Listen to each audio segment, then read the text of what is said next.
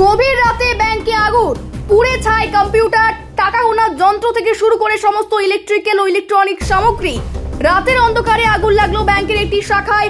আগুনে পুড়ে নষ্ট হয়ে গেল ব্যাংকের কম্পিউটার, টাকা গোনার যন্ত্র থেকে শুরু করে অন্যান্য ইলেকট্রিক্যাল ও ইলেকট্রনিক সামগ্রী।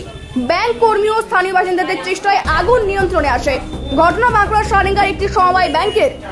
জানা গেছে, অন্যান্য দিনের মতো মঙ্গলবারও দিনভর লেনদেন চলে বাঁকুড়ার সারেঙ্গা ব্লকের একটি সমবায় ব্যাংকের একটি শাখায়। সন্ধ্যায় ব্যাংকের ওই শাখা বন্ধ করে কর্মী আধিকারিকরা বাড়ি ফিরে যান। গভীর রাতে তালা বন্ধ ওই ব্যাংকের শাখায় আগুন লাগার খবর পান ব্যাংকের কর্মী ও আধিকারিকরা। এরপরই স্থানীয় ব্যাংক কর্মীরা ঘটনাস্থলে ছুটে এসে আগুন নিয়ন্ত্রণের চেষ্টা করেন। খবর দেওয়া হয় খাতড়ার দমকল কেন্দ্রে। ব্যাংক কর্মীদের দাবি, দমকলের একটি ইঞ্জিন ঘটনাস্থলে পৌঁছানোর আগেই নিজেদের চেষ্টায় আগুন নিয়ন্ত্রণে আনতে সমর্থ হন ব্যাংক কর্মী ও আধিকারিকরা। ব্যাংকের তরফে জানানো হয়েছে, আগুনে ব্যাংকের কম্পিউটার, টাকা গোনার একাধিক যন্ত্র, এসি ও ফ্যান সহ অন্যান্য ইলেকট্রিক্যাল ও ইলেকট্রনিক সামগ্রী পুড়ে গেলেও নথিপত্রের কোনো ক্ষতি হয়নি। ব্যাংক কর্তৃপক্ষের দাবি, সমস্ত ধরনের সতর্কতামূলক ব্যবস্থা থাকা সত্ত্বেও বিদ্যুতের শর্ট সার্কিটের জেরেই এই অগ্নিকাণ্ড ঘটে থাকতে পারে বলে। রাত্রি 2:30 নাগাদই হয়েছিল। রাত তখন 2:30 বাজে। তখনই এখানে সিভিল যারা রাত্রে গার্ড দিচ্ছিল, ওরাই প্রথম দেখে আগুনটা যে ধোঁয়া বেরোচ্ছে। তারপরে আমাদের স্টাফ অফ ব্যাংকের অপোজিটে উনি থাকেন, উনিও এসেছিলেন নিচে। এসে ওরা গেট খুলে কোনো রকমে কিছুটা আয়ত্তে নিয়ে এসেছিল, জল টল ঢেলে।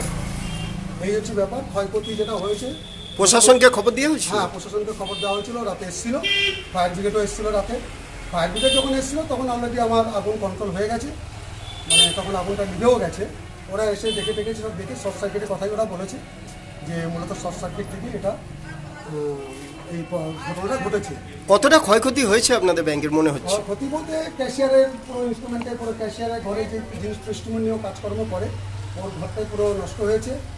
আর কিছু এসি মেশিন, 4টে এসি মেশিন খারাপ হয়েছে, ফ্যানগুলো মানে ইলেকট্রিক ইকুইপমেন্টগুলো সবই খারাপ হয়েছে। হ্যাঁ, একটা সারেঙ্গার একটা সেন্ট্রাল কোঅপারেটিভ ব্যাংকে আগুন লেগেছিলো। আমরা খবর পাই 2:15 নাগাদ। তো আমরা এখান থেকে প্রায় 45 কিলোমিটার। তো আমরা পৌঁছাই 3টের পরে।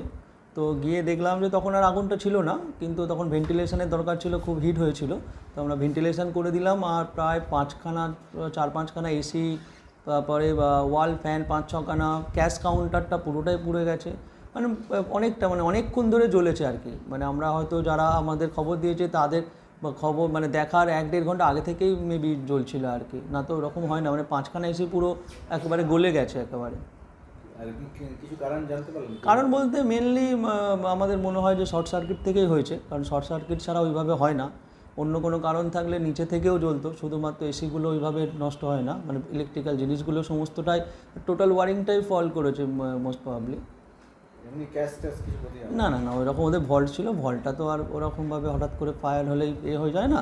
আর অ্যালার্মও ছিল, ওদের অ্যালার্মও বেজেছে আর কি। কিন্তু ইনস্টলেশন খুব একটা কিছু ছিল না, মানে যে ইনস্টলেশনগুলো থাকা উচিত, ফায়ার এক্সটিংগুইশার বা এসবও কিছু ছিল না, বা আমরা দেখতে পাইনি গিয়ে আর কি। তো পরে দেখা যাবে ইনভেস্টিগেট করলে কি ছিল না ছিল এসব।